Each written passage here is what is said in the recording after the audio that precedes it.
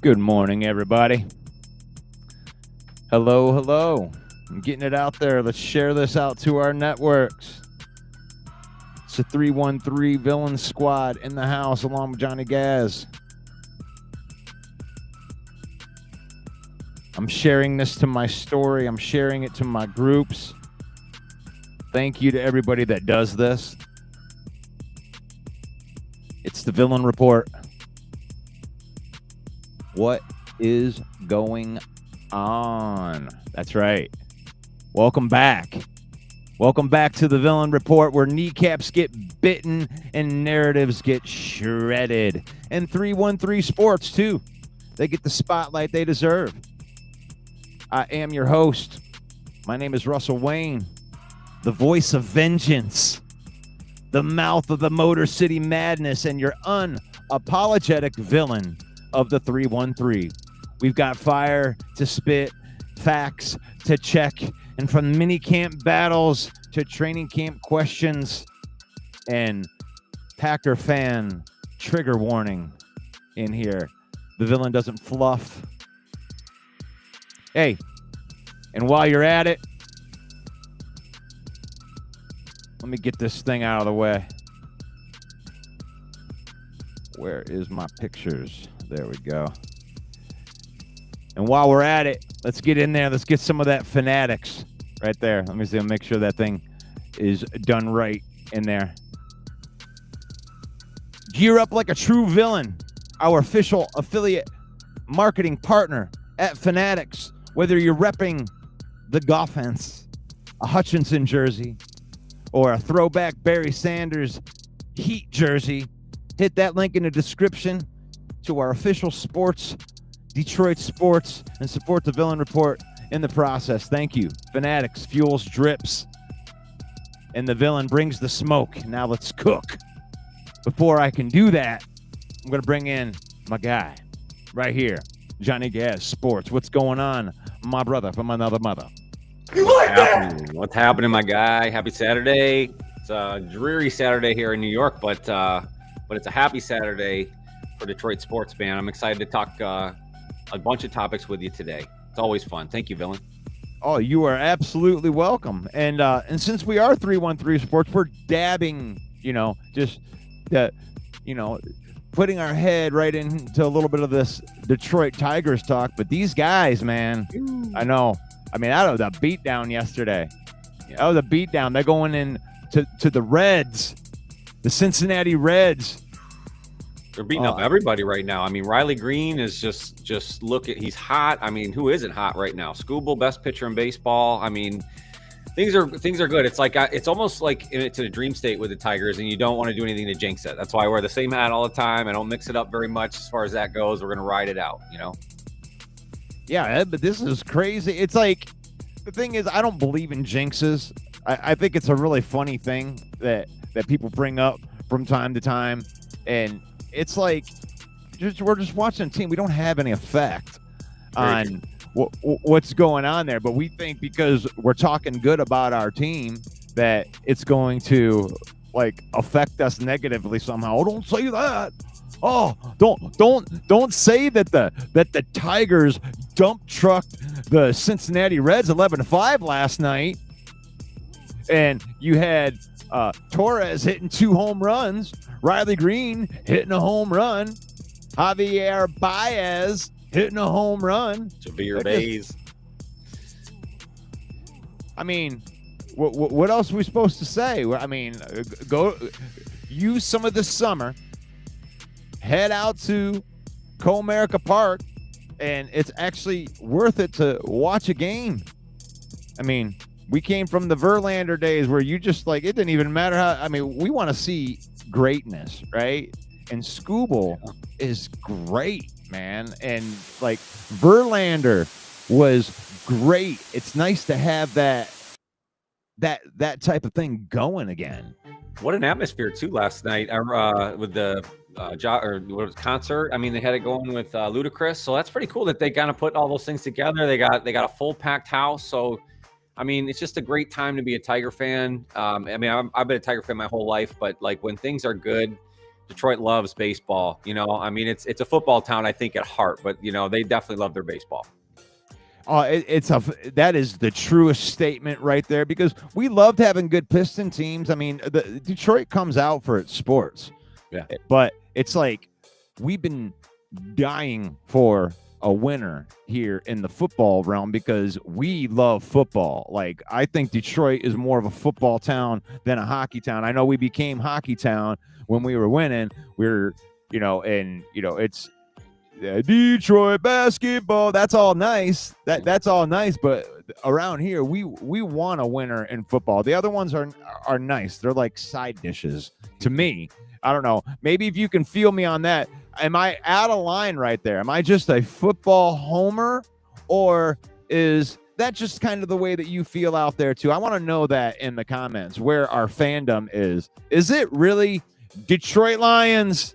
And then we have all of our other sports that we like. We love life, but we are diehard football fans. Let me know in the comments. Am I out of line by saying that? Like, should we be lifting up these other sports, even though I like football more? Let me know in the comments with that, because I don't want to offend anybody with that. No. Unless you're a Packer fan, of course. What's great about Detroit and Michigan in general is it's such a great sports state. I mean, you get every walk of life as far as what you want to root for. I mean, obviously you have the 4 majors, but you have college sports, you have high school sports all across the state. I mean, that's why I love being from Michigan. I still, that's my home state always, no matter where I live. It's a great place. It's a great place. It's great people, and it's great sports. But I agree. I think what I always go back to is like what a Super Bowl victory parade would look like downtown, and the true mass hysteria of folks that would go down. It would supersede, I think, any celebration parade they've ever had. I mean, I was down, and a lot of my friends were down when the Pistons had their run, in 2004.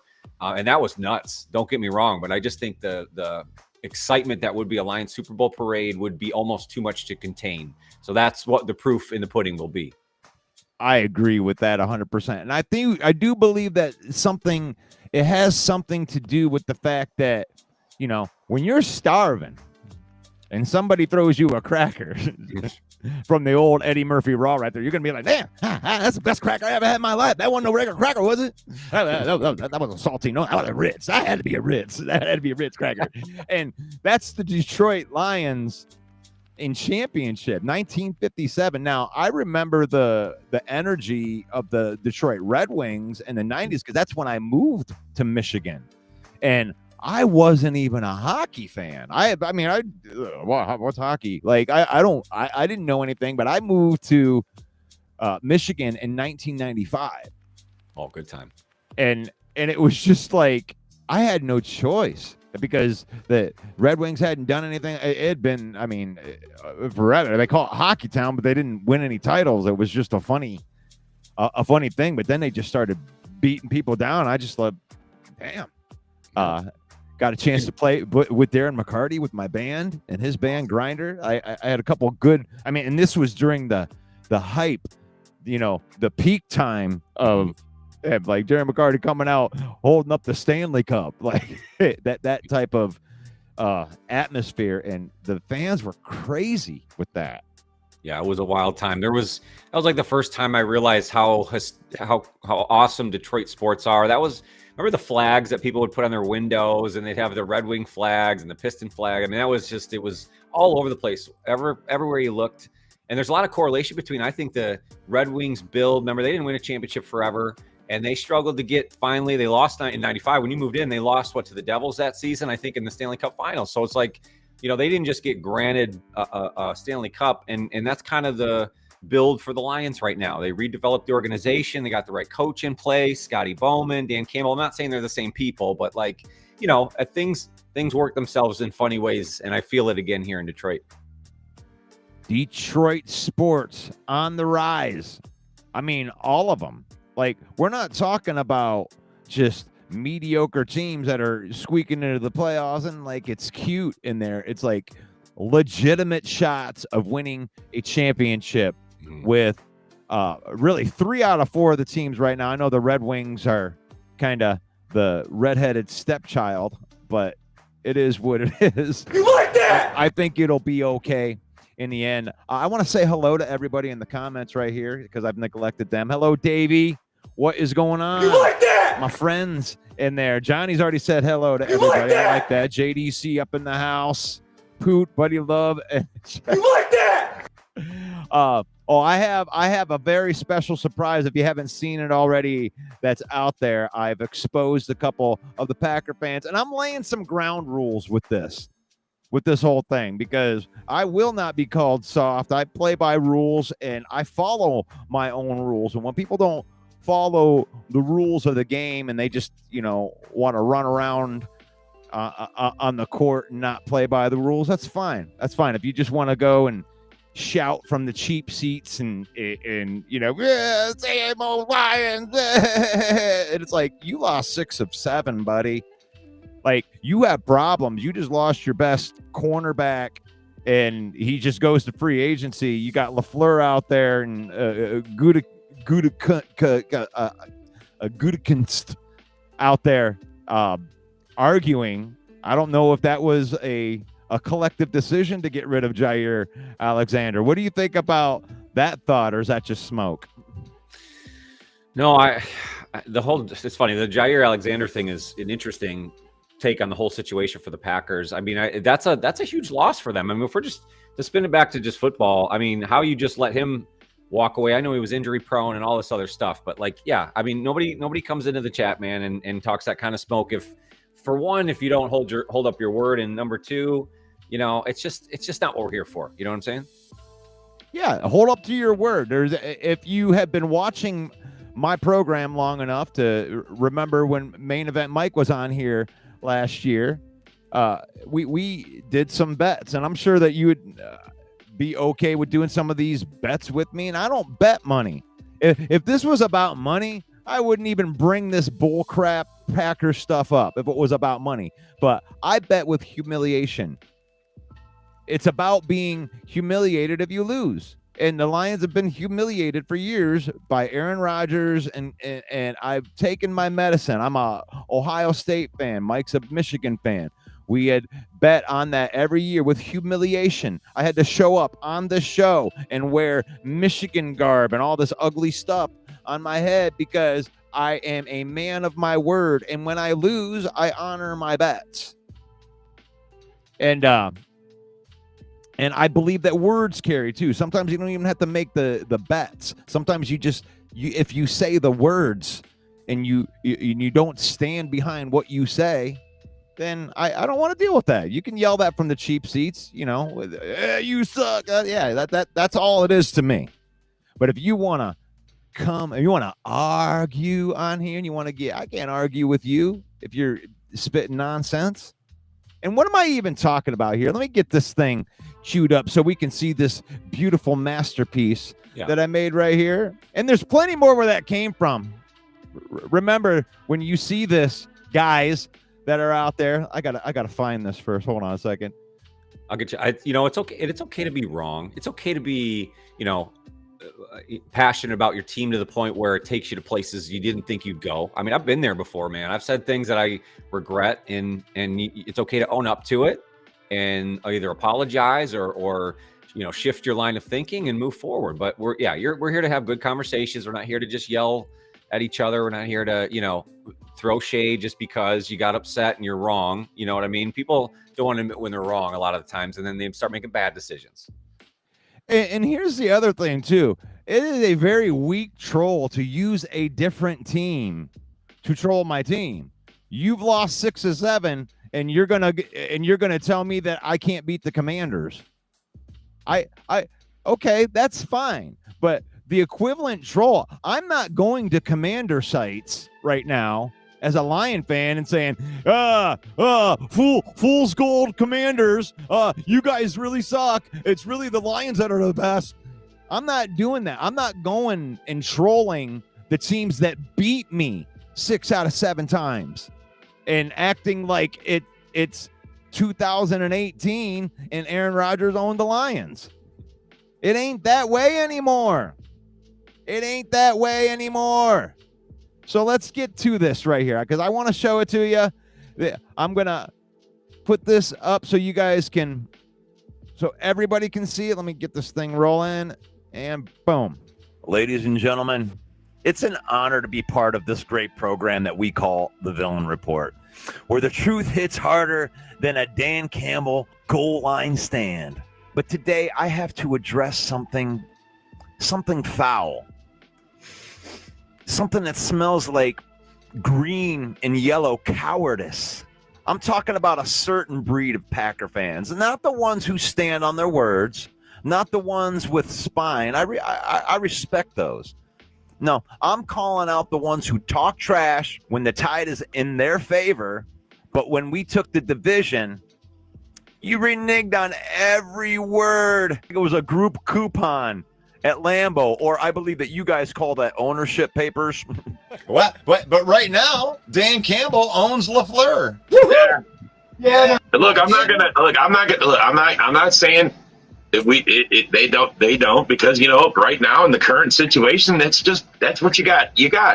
We could win the division, and then you guys would still make fun of us all next year. Be like, "Oh, it's about time." I will quit St. Alliance. I will quit. What? You guys win the division.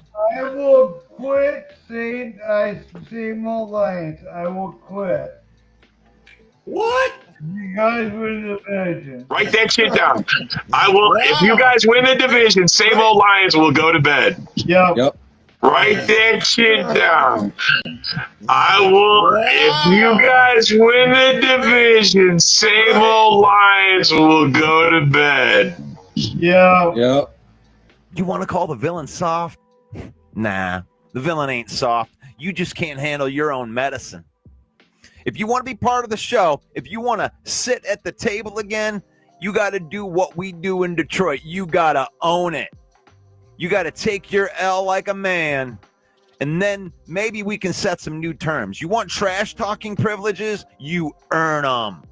Just like we earned our crown, winning 6 of 7 against the weak trash Packer teams. You need to own it. Until then, you're banished to the bleachers. Enjoy yelling from the cheap seats because this table, this main stage, this is for the real ones. This is the Villain Report, and we don't forget. That's right. That's right. We don't forget, even though you do. So the part that bothers me about this, Johnny, is that not only did we, if you notice that said 2023, right? Yeah. So not only did we win the division in 2023, we also doubled down, swept your team, and won the division again in 2024. And you reneged after you won your one game out of 7 games, and you are standing on that one game like it was the Super Bowl. And you guys used to call us out for that stuff. So here's the thing. The big boy table is for men that talk football and men that have spine enough to stand on their words. So you can come back. That's part of the reason I made this. You can come back, but I have some things that I need you to do. Because you want to talk trash, you want to keep talking trash. Cool. Here's the deal. The villain is throwing out a challenge to you right here, right now. You want to come back on the Villain Report? Step number 1, Robert, John Dorn, you post a video saying the Lions owned the NFC North in 2023 and 2024. I was wrong. Step 2, say one good thing about Dan Campbell without crying. Step 3, admit Jordan Love ain't better than Jared Goff because he's not. Period. If you complete that challenge, you will earn your way back onto the show. Until then, keep that trash talk in the DMs where it belongs. This is Detroit. This is villain territory. And if you ain't real with your words, you don't get the mic. Now step up or stay silent. This is the Villain Report. Word. Sing it, brother. Sing it.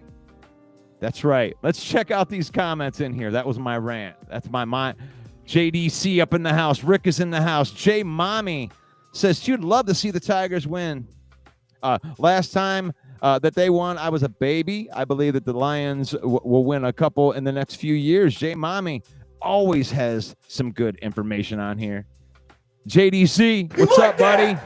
Brent's in the house. You like that? Yep, I'm proving that Packer fans are soft, at least the ones that are like this. There are good Packer fans that are out there. I respect A-Dub. Dwayne's up in the house right there. You like that? Crybaby John Dorn. Yeah. Hey, yeah, here's the thing. Here's the challenge I'll throw out to all my Lion fan friends that are out there with the John Dorn stuff. He's been going around. They want to go around. They want to put Fool's Gold Lion on all of my posts. I need you guys to do me a favor. On every single one of those posts, what I want you to do when he does that is I want you to put hashtag Welch underneath of it. And that's all you need to do, and he'll know. Hashtag Welch on Robert's posts and on John Dorn's posts, because they're Welches. And until they own the fact that we won the 6 of 7 and stop hiding behind the Commanders, then they're going to stay in the cheap sheets where they can just yell Fool's Gold and nobody cares. Yeah, I think it's just, dude, I think it's just guys that just aren't happy with something else going on. But you're right. I just don't come to the table with stuff and then come back in this route. You know what I mean? I'm with you, buddy. I'm glad you get to cash a receipt here. I love that. Cowboy fans know their owner, who their owner is. True. Oh, that's good. Okay, so every other team. So there's my trash talk, and that's all. And that's it. You know, I'd be done with that. If they want to respond, they can go ahead and respond. But on a good note, here's another good note right here. The Michigan Panthers play for a championship tonight, Johnny. I want you to give me your thoughts on UFL and just your thoughts of it. Is it growing? Is this something that's going to become like maybe a training ground for, future NFL players, maybe another spot that Brad Holmes can go pick up talent here in the future? Is it gaining steam? I do. I didn't watch a ton of UFL or XFL obviously before, but I like that they're merging the leagues. It kind of creates a little bit more excitement for this kind of thing. And again, it kind of goes back to what I said earlier. It's like Michigan sports just reigning supreme. And it's like, there's an opportunity for Michiganders to go down and or at least watch a championship game. You know what I mean? And they love football. We crave football. So it's going to be a great opportunity. So yes, there's a ton of excitement for this. I certainly will be watching today and it should be fun. That will be something. I'm not going to sit up here and pretend like I follow them all season. No. I mean, I don't even know who a lot of the players are. And you let me know out there. People in the comments right now, anybody, give me your opinion on the UFL right now. Is this something that the Villains should be looking into? Should I be paying attention to this next year and maybe even cover it a little bit? Me with Johnny Gaz right here. Let us know, man, because we're here for you. We're here to serve the community of football fans. Like, it really doesn't matter what we think. We'll give you our opinion. That's why they come here and watch us, to give our opinions. But our opinions really don't matter. But you let us know what you want us to talk about. And if the UFL is something that is worth watching, let me know. I'm going to check out the game tonight and make an opinion on it. I'll probably comment on it this week. But you know what I like?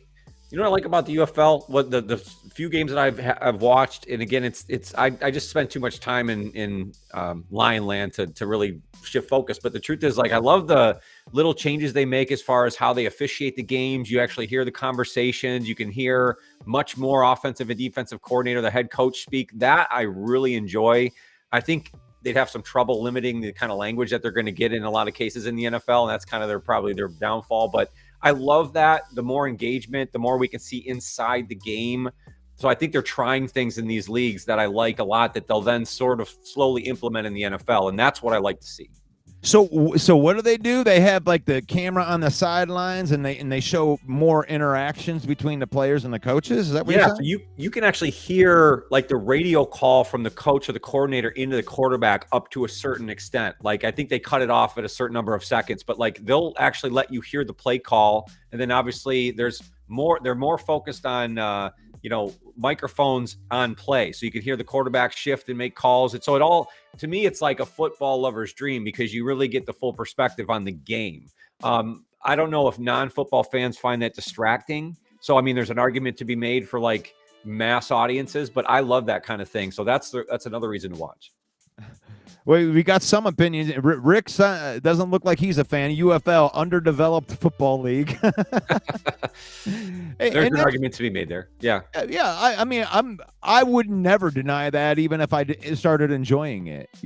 Like, I'm a wrestling fan, so I watch WWE, but I also watch NXT. I also watch TNA and some of the underdeveloped guys that are trying to work their way up. I mean, I like it all. So I think there's a chance that I'm going to really like UFL just because, I like training camp. I love undrafted free agents, and that's probably where most of the guys that don't get work in the NFL end up going so they can get paid to play football. Yep. Another cool aspect is they give full disclosure on the penalty calls. So like they'll go to the New York office and you hear the entire conversation as they watch the replay. I think one of the former head of officials actually does it for the league. So it's kind of again, would the NFL ever adopt that? Because people will say they can shift and manipulate games. I don't know, but it's like one of those things where it's like progressively moving us forward. I like that. So I'm looking in here and Brent agrees with you. He said he loves the live play calls. Yeah. And JDC says he's had the T-shirt from the Panthers first season. After that, not so much. Okay. So a little bit of love here. But I'm surprised here. Bates was a great addition from the Panthers. I think bringing Jake Bates in here, that might have actually helped the UFL a lot, just because it drew a lot of attention. And then he comes here and then he wins the kicking job, and he looks like he's going to be our kicker for the future. So I love that comment. Where was it at? J Mommy's always, just so you know, when she comes into your comments, she has some good stuff. She's very knowledgeable. I like J Mommy. Oh man, Brett says that don't the Panthers have a guard or center we are looking at? Can you find that out? I didn't hear anything about that. I'll have to take a look at a little more detail. We will dive in. I like it. Some of the other things I wanted to get to today, the offensive line, Johnny. We got there's this thing that's happening right now, and we could kind of see it on the horizon, especially with Frank Ragnow. We've known Frank Ragnow was about to retire. Like, for a couple of years, it's been the topic of off-season conversation. Is he going to retire? Is he not going to retire? Last year he comes out and he says, oh, no, I wasn't ever thinking about it. I don't know why everybody keeps on saying, that type of thing. But finally he's retired. But I think that the front office, Brad Holmes, everybody's just kind of known that this offensive line, it's going to have to be turned over. We've got to find the replacement for Decker and Ragnow and Glasgow, and the changing of the guard. And now, especially with paying these players these unbelievably high salaries, they're going to have to start saving money on this offensive line as these guys go out. So got $9 million back from Frank Ragnow, but have the Lions done enough in drafting and developing to mitigate that? Is the starting five for our offensive line of the future, minus Decker, minus Glasgow, do we have the starting five lineup on the roster already? I want to say yes, but it's hard to know. I mean, it's hard for me to sit here and say absolutely yes. I like some of the moves that they made that will set them up for the future. One of the kind of unsung moves of the draft was what they did after the draft was over. A kid named Mason Miller, I think, undrafted free agent from North Dakota State. Look into him. There was a kid that was taken in the first round of the NFL draft this year from North Dakota State. I'm sorry, I'm blanking on his name. Offensive lineman, was one of the higher praised offensive linemen. He went high, but the kid behind him or on the line beside him was this Mason Miller, who was a tackle who at some point could help fill in a Decker spot if Manu doesn't ultimately take that role. So they are looking towards the future. So people who aren't saying they're planning for stuff down the road, that's inaccurate, because they're doing moves like that you go, oh, okay, that makes sense. So he's on there. Obviously, we talked about Giovanni Manu over and over again, and that they can cross-train him and potentially play guard, but ultimately it might be a Decker replacement. So you feel good about what they're doing there. So I do think there is a starting five beyond what you're seeing here, outside of even the interior. We know Penny Sewell will be here for, let's hope, another 7 to 10 years if they re-sign him again after this contract. Assuming everybody stays healthy. And then if they can solve the center position, I think you have a ton of young talent that can make this thing run for years to come. Yeah, I'm a little more convicted because I'm a homer, but I watched the Manu workout tape, him going out to Arizona with Taylor Decker with Bentley's school, and the thing is they bring in these guys and that work, like the attitude and the grit, the mentality to get better is the most important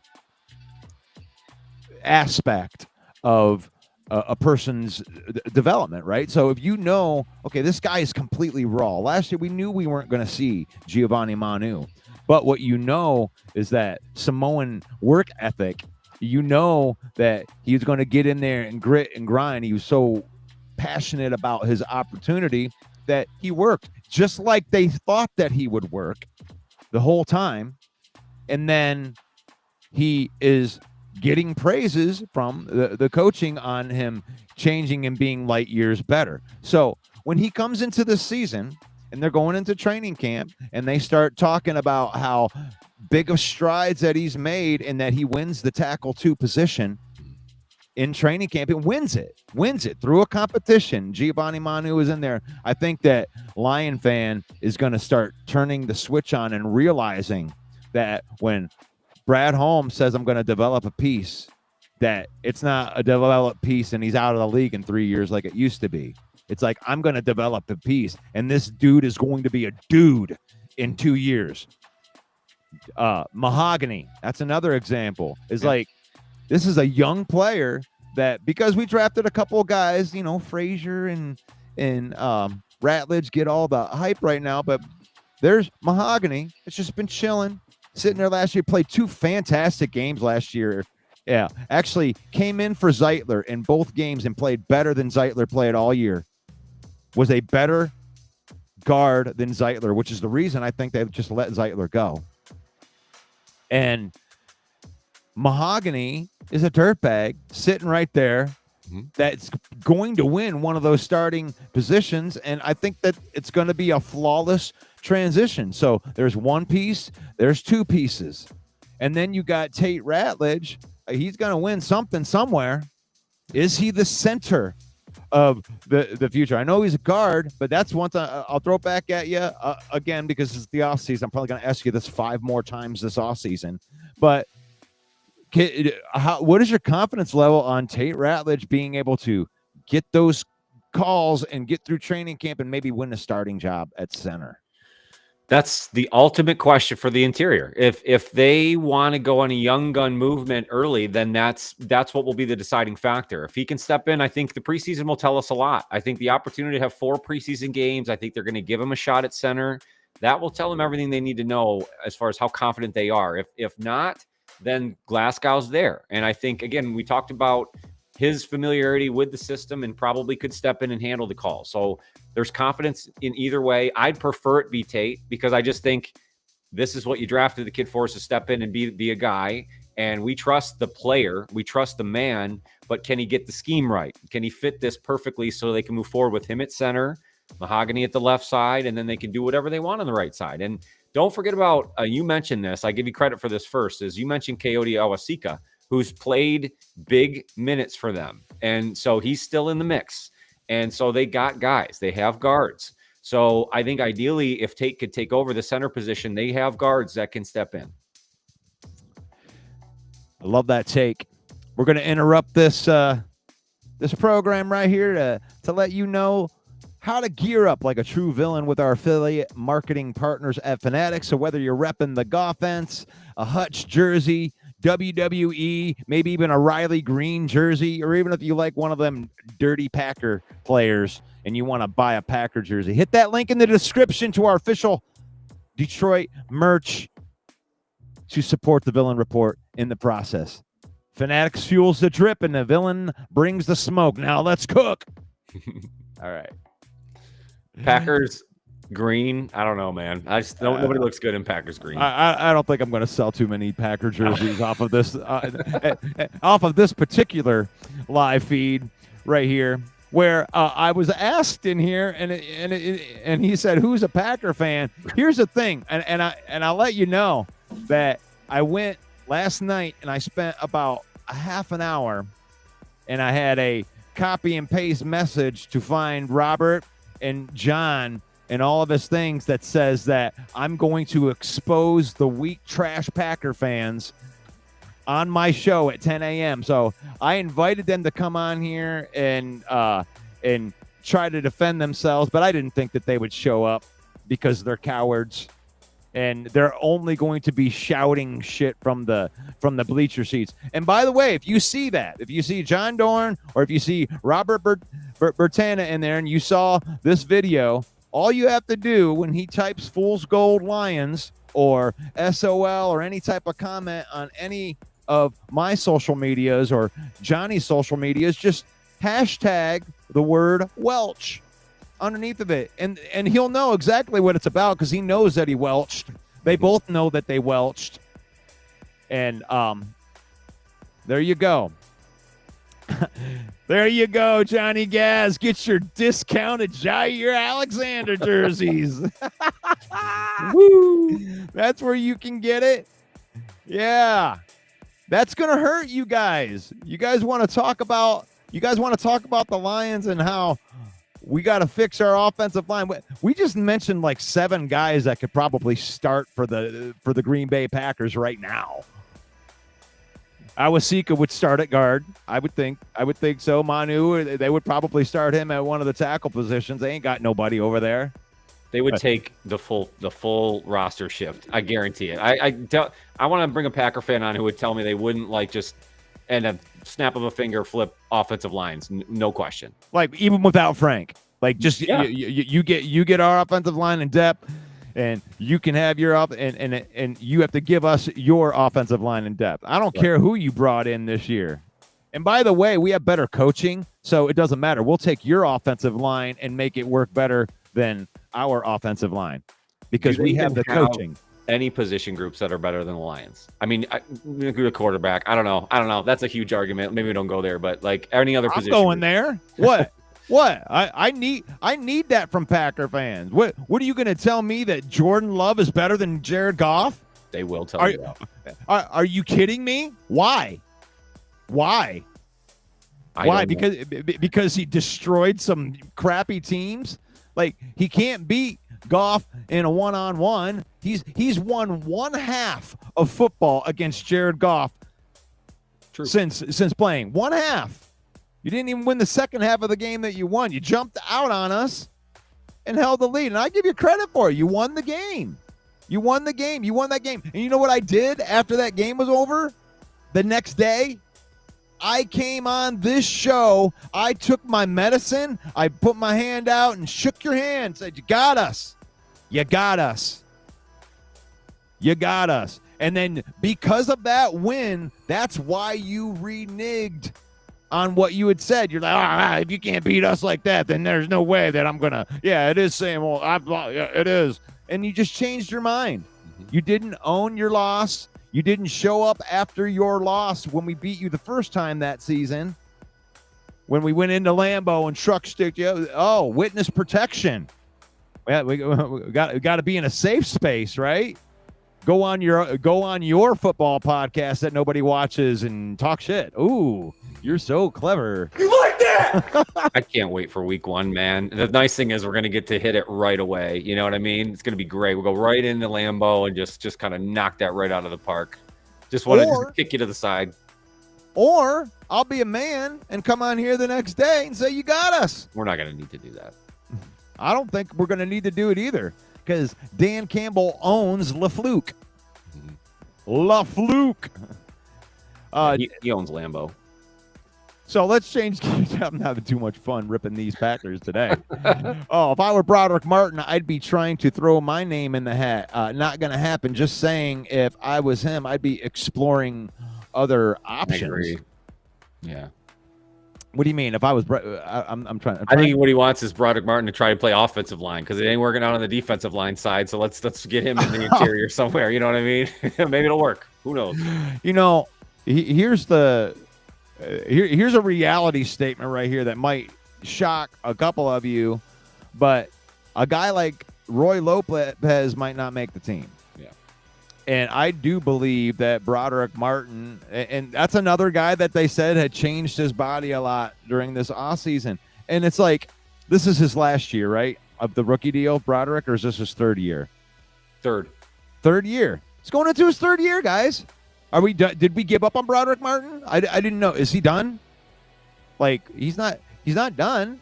It's called development. You know, it's not taking root in the first 2 years, but it's not the first time. Derek Barnes didn't pop until the third year. It happens. I mean, Josh Pascal's going into his fourth year. A lot of people might call him a bust, but he's still a good run defender. I mean, you might have spent too high of a draft pick.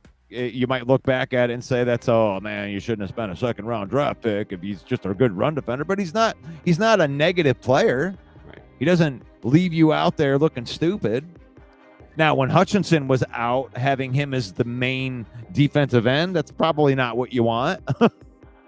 Josh Pascal, but if you have him on the other end with Aiden Hutchinson, I mean, Pascal can set an edge already. He's going to go probably make $10 million a year next year somewhere because he can set an edge. I'm not giving up on Broderick Martin yet. I think people get so hung up on the third round draft picks, man. And another third rounder, they want just them to come in and be superstars. And that's got to be, and the people that are against Brad Holmes or don't like his drafts or somehow can make that argument will go back to this pick. You know what I mean? Right. But yeah, it's way too soon. And he could give them quality time in the middle here, especially early on. If he's healthy and can play, he might be able to get on the field with Aleem's absence. Yeah, Rick's right. I agree with you 100% here, Rick. The pressure is on Broderick. He made a statement this summer. He has to make a statement, Agreed. And that's true. That's true because you got Talik Williams, you got DJ Reader, you got Aleem McNeil, you got Roy Lopez, you know, you got Broderick Martin. I mean, who else am I forgetting in the middle there? It's like you only suit up Levi, Mekhi Wingo, baby. We still got some players, man. Levi, Mekhi Wingo. I mean, it's going to be a bloodbath in there. Yep. You're only putting 2, maybe 3 of those guys out there at a time. And honestly, I think they're all going to contribute. Like, everybody wants the Aiden Hutchinson production, you know, and they're like, oh, we need to get Aiden Hutchinson production. So if you listen to Brad Holmes talk, you understand that what they believe is the defensive ends can't do it all. You have to crush the middle. You have to crush the can. You have to get pressure in the middle, and then that will make Aiden Hutchinson really, really good. But they got a rotation of dogs in there, man. I wouldn't want to see any of those guys. Levi, Roy, I know all those guys are good. DJ Reader, Broderick Martin, I mean, even if he's like the 5th defensive tackle, like he's pretty good. Yeah, you're going to have him coming in after everybody else is getting rest. Lions are deep, man. That's where I don't get the trash talking. If I'm, Packer fan or if I'm Bear fan, just, oh yeah, you better look out. Why? Because you got a starter that can play on your team. We're deep. Wow, we're gonna let go of starters on our team because we don't have enough room on our roster, and those starters are gonna back up our real starters. Like, our team is deep. Yeah, the interior is you just listed them off. I mean, Reader, Onzarike, Wingo. That's with before the rookie even comes into play, right? And Tyleek could be the ultimate difference maker, especially up front. You know, it's like if he can sit next to Aiden or whatever edge they want to put on the other side, if it's Z or if it's Pascal, whatever it's going to be, that's going to create so much havoc up front. It's really about the health. If those guys stay healthy enough, things will happen. I really feel good about it. Competition breeds excellence. And moving through to shifting gears here a little bit, young guns versus veterans in the defensive back room. When you're talking about getting young and having veteran leadership at the same time, you got a guy like Mike Robertson and Ennis Rakestraw that are probably they might be in direct competition with each other. Young guns versus new guns, and a very, very deep secondary. Give me your thoughts on the secondary battle going into this training camp, Johnny Gaz. I love their secondary so much. I really feel this might be their strongest group when we look back on the season and go, man, what was the ultimate difference? And I hope it's a lot of things, but I think the secondary has so much potential. And talking about young guns versus the old guard, think about this. They brought in a guy, Avonte Maddox from, I think it was the Eagles, right? This is now an old guard guy, and he jumps on with DJ Reed. I'm already hearing stories about Avonte Maddox making a difference at OTAs and kind of having a next level type work ethic. I mean, and the reason why those guys come in and go, I got to compete is because of young guns. They know the Lions deal, especially as a free agent coming in off the street. Those two guys more than anything know they got to earn their keep here because the Lions want to draft, develop, re-sign. They didn't draft those two. So the way that they're going to earn their money is by playing their ass off and either having the Lions rarely give them another contract or they're going to get it from another team. Think about, Carlton Davis. Basically did that with the Lions. Exactly. Got his 1 year, prove it, and then give me my money, New England. And he's, and he's regretting it now. So to go back to your point, man, the competition is going to be there. Terry and Arnold's going to push for the number one spot. That's going to make DJ a better player. Everybody behind him. Enos Rakestraw competing with Amik. That right there maybe is your biggest camp battle in your secondary because Amik Robertson is the ultimate go-getter. He's a Dan Campbell kind of guy. Enos is going to want to put in his time, and they want the young guns to play. So, man, I get more excited the more I talk about the secondary because the battles just keep going. I love the young gun stuff, and I love that you brought up Avonte Maddox because there's a real good example here of why Brad Holmes was so damn good. Because you had Isaiah Rodgers that went and who did he sign with? One of the NFC North teams, either was it the Packers or was it the Lions or the Packers or the Vikings? I'll get it for you. Isaiah Rodgers, and he got like $10 million. Minnesota. So what was his contract? I will get that for you as well. Yeah. So my point to this is like Brad Holmes goes to this Philadelphia very nice secondary where they had two players. Well, actually, we think four. They had lost 4 players on their secondary. That's crazy. Rodgers, Maddox, Slay, and Bradbury that just they're no longer on the Philadelphia Eagles, but they have that pedigree of good secondary guys in there. Isaiah Rodgers goes and signs 2 years, $15 million. 2 years for paying $7.5 million for Isaiah Rodgers, who isn't any better than the veteran minimum contract that we signed Avonte Maddox for. 1.4. Yeah. A minimum contract. That's what Brad Holmes does. He gets equally talented guys, and then he pays less for them because they want to come here to have a chance to win a championship. Mm-hmm. So, but I don't think that 7.5 is all that bad. I'm not gonna give Quezzy too much of a hard time about that. That's a pretty good deal.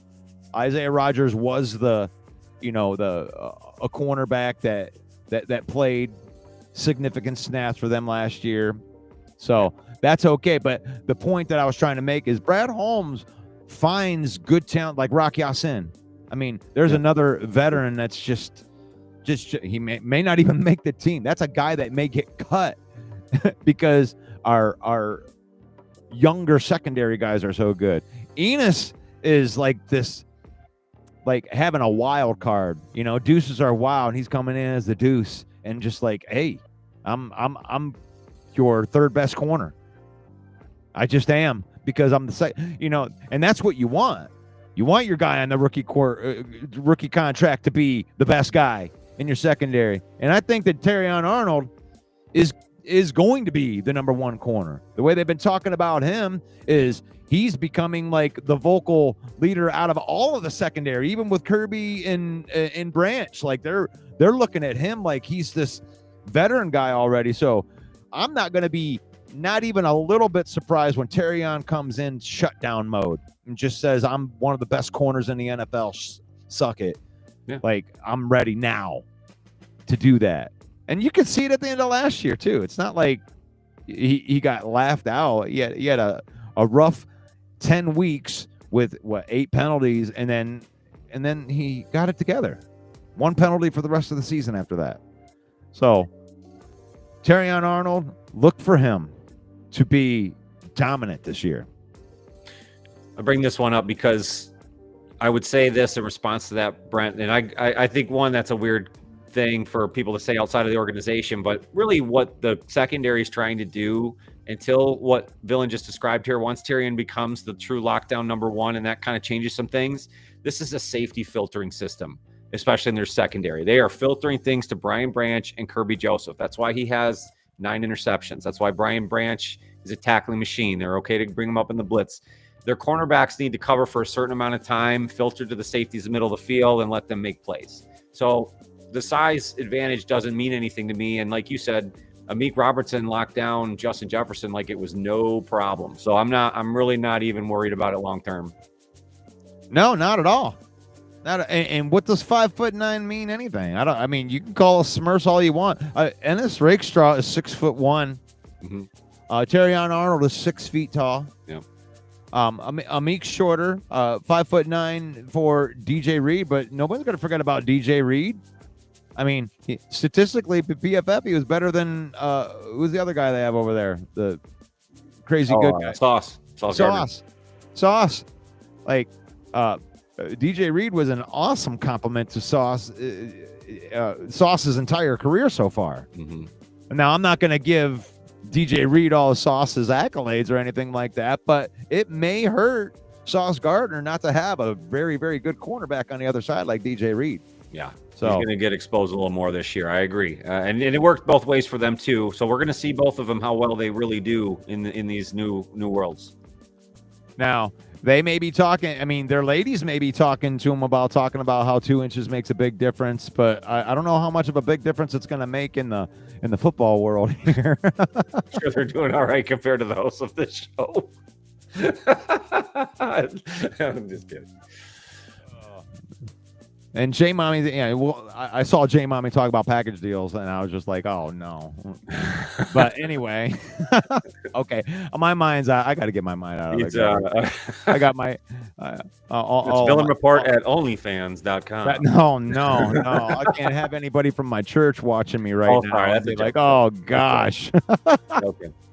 Oh no, we are just joking. I'm playing around, but I do have a band guy mind. I toured for 20 years with a rock band, so you can imagine what some of them road conversations were like. A couple of pops later. Oh, this is the Lion Villain Report, and the Packer fans have been exposed today, and I issued the challenge earlier. I hope that you guys got to see it a little bit. If not, maybe you can watch it on the replay on there, but I issued a challenge out to some of those guys. If they want to come and talk trash to us, they can do it. They can go ahead and do it.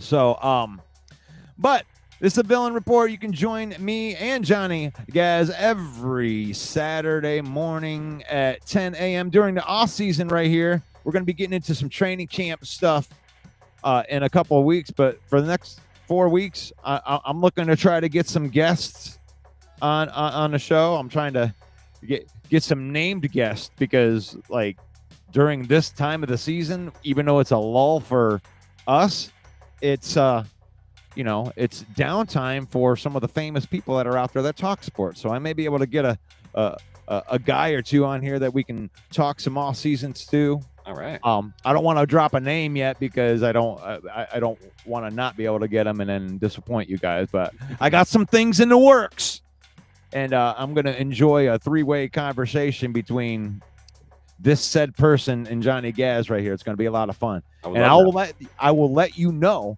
when that's going to go down. How much time do you got left? About 10 minutes or so. About 10 minutes. So we're going to hit one more topic right here. Let's see. Let's talk about how Kerby Joseph's contract is going to affect decisions going in the future. Is that framed right for you? Can you? Yeah, can I got you. Something? Yep. Okay, hook me up. What do you think? Well, so what we talked about this in the past is like, what was that mega contract going to affect how they look and handle Brian Branch? And does that, and I think now the more I think about it, now we move past that contract extension a little bit more. It doesn't seem as crazy to me. The Frank departure makes me think that he won't be the first and only guy that they're willing to let go and not pay, or something happens in retirement. Things happen and they're able to make things work. The cap's getting larger and larger as we go. So the Branch thing doesn't scare me as much. What I really think they're doing here, man, and I think the way it affects other things is that now I feel like the Lions are in panic mode about Aiden Hutchinson's contract. Like, they know they're going to sign him, but they just don't know what that number's finally going to be. What's the guaranteed money? I think once that settles, everything else sort of now starts to fall in line, makes sense. I just think there's so much uncertainty about that number totally. I mean, it's going to be a record-breaking contract. They know that, but when does it happen? And that's how I think this is playing off of that. So $86 million over 4 years, $21.5 million annual average. It's a lot of money for a safety, but he earned it. He earned it, all pro. So it's like, you could not give him that money. You can't let him walk. And he's one of their guys. And we know that that's what they like to do. So that's how I think it ties all in. And I love doing like over the cap type stuff here. And one of the things I really like to show people is how Brad Holmes goes about doing these contracts and how different it is at this point than the way that Roseman does it, where we have some stuff that's kind of front loaded, where their stuff is backloaded. Now, Kerby Joseph's contract was the first contract that was actually backloaded, and I think that, like, going through this, like the Philadelphia Eagles backloaded their contracts because they have a lot of good players. When you got to try to pay Saquon Barkley, you got to try to pay Jalen Hurts and AJ Brown, and now you're gonna have Jordan Davis and Jalen Carter. Like, you want to keep these players, and I think that when you look at what Brad Holmes has done here with these contracts, all of these numbers here, on the base salary, when you look at the Philadelphia Eagles, are all like $1. They don't have any wiggle room in any of their contracts. They all look like Aiden Hutchinson's right there, right? His $1 million base salary. So there's nothing, you can't restructure Aiden Hutchinson's rookie contract right now to get any money out of it, because the cap number is $11 million, and there's and the guarantees take that all up. When you restructure a contract, you are taking this money here away from this money over here on the cap side. Mm-hmm. So when these have big differentials, that means that you have what I would like to call contract equity, right? So in 2026, you look at these numbers, Jared Goff's salary is $55 million base with $69 million. But what people don't realize with that, it's not a panic move at all. That's a restructure where you could take up to $54 million of that money and take it off of this $69 million, whatever we need. So I say that that was a long way to say this, that when Branch's contract comes up next year, I am 0% worried that they're going to be able to sign him. That I am 0% worried that they're also going to be able to sign Jamison Williams, that they're going to sign Malcolm Rodriguez or whoever they want to sign and keep a long term. The contract's not going to, that's not going to do anything. And that's just Jared Goff. Let's take a look at this even further. It isn't just Jared Goff. You need some Taylor Decker money next year. There you go. There's 14 million of it that you can take off of this $20 million cap number. Oh, what? Frank Ragnow isn't even going to be on there anymore because he's retired. There's 11 million more. Amon Ra St. Brown, there's 27 million in base salary, right? You can knock that $33 million number down by 26 million. Oh, should I keep going? Oh, how about Penei Sewell? Oh, his base salary's 19 million. Well, we can knock 19 million off that 28 million. Shall I keep going? Oh, how about Lee McNeil? About 23 million right there. How about knocking 23 million off of 28 million? So this, like, I know that we're going to have 10 more conversations. You know, all the podcasters in the world are going to be talking about, oh, what are they going to do? Johnny, what are we going to do? Oh, how are we going to sign up? It's easy. It's not easy because they have complicated people doing complicated contracts, but that's the contract for dummies breakdown right there for you. I hope that you enjoyed that, but we have about $150 million we have access to next year. I'm not worried about re-signing anybody. Yeah, I mean, and that's a perfect explanation. I mean, in my dumb mind, this is how I work. I mean, the way I look at this is, again, going back to what their plan is draft, develop, and re-sign. And so take Kerby Joseph, for instance. They did all this upfront finagling and dead cap and void years at the end of the contract. And I think the reason why is they plan to maybe even re-sign these players again, especially the homegrown ones, or like in Ragnow's case, I know, he retired. So if you retire as a Lion, a lot of that money goes back to the organization. It's handled differently. I mean, so if that's the true plan, then they don't have any problem with the restructuring and building back-ended contracts because they know they're going to keep these players. And if they don't keep them, they've had them for 10 years, and most likely that's the end of the career anyway. So you're able to restructure things at that point to make it worth their time. So I'm with you, man. I think it's a good way to go. And like JDC says right here, as we're winding down right here, it's a classic case of wash, rinse, and then repeat. You know, you filter the guys in, you develop them, and you let the guys go that you're not gonna keep long term, and then you bring the new guys up on the rookie deals, and you try to maneuver the best that you can. You want to keep all of these guys; they deserve it. You know, Brian Branch is going to deserve $20 million a year because he earned it by being really good. So you take this gift that you have with it, which is the rookie contract, to keep some of your monies down, and then you got to do that juggling thing. You want to draft guys that you can get on rookie deals that are better than your veterans, and that's as simple as it is. And then you try to keep the veterans around at a cheaper deal to, back up the young guys. That's a perfect working situation. Yep. So, Johnny, it's been a nice, fun show right here. We went an hour.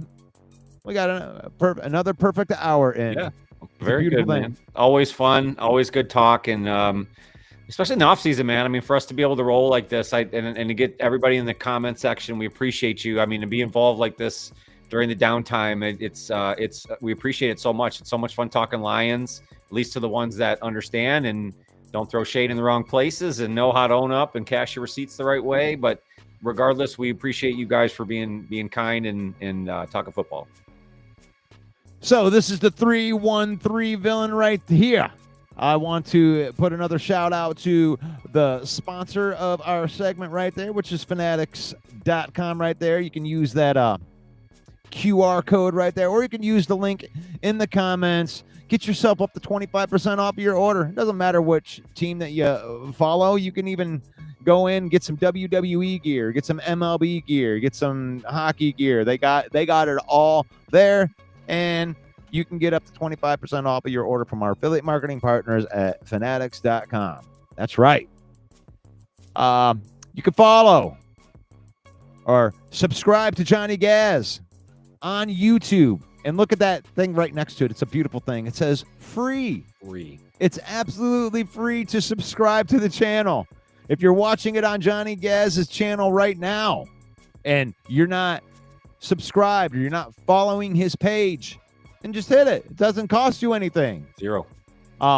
If you're watching on my YouTube page, hit the subscribe button. Doesn't cost you anything right here. I mean, unless of course you hate me. Don't subscribe if you hate me. You can subscribe if you hate me, if you want. I'll throw some shade your way. I got a couple triggered Packer fans in the comments right here that can shout their obscenities from the bleachers. Yeah, that's okay. That's okay. I can't hear you from third place. I can't hear you. We're all the way up here. I'm all the way up. You're gonna be ask them how Jamaica is in February this year. It's gonna be awesome. That's gonna be great. So this is the Lion Villain Report. I'm Russell Wayne, the 313 Villain, and this is your connection. We're going to be getting back into 5 days a week here, going into the training camp. But for right now, it's faith, family, and then football. Get outside and enjoy some of this weather. That's what I'm going to go do. I'm going to go take my walk with my son. You guys are the best. Peace and love to you all. I will see you on the flip side. It's faith, family, and football in that order. We use football. We don't let football use us. God bless you. May the Lord bless you. May the Lord keep you. May the Lord shine his face upon you until we meet again in Jesus' name. Peace out.